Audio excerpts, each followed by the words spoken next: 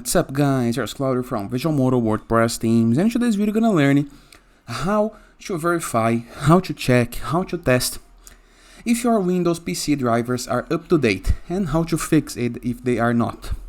First thing, go to Start menu, search for Run, just like this, the system run, click on it. You're gonna open this tab, type verifier, just like this, click on OK, say yes, okay. This is a built-in default program that all Windows PC have, so select the first option, create standard settings, okay.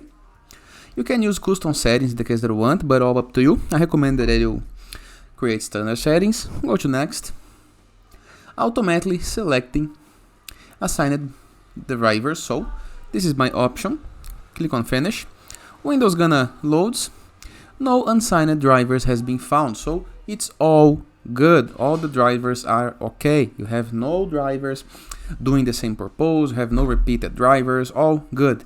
If they are not, you're gonna be able to see a result and an option to fix it, okay? Simple, right? After completing the change, all you have to do is cancel and you are good to go. Simple, easy, and effective. And it is. I hope you guys enjoyed this video.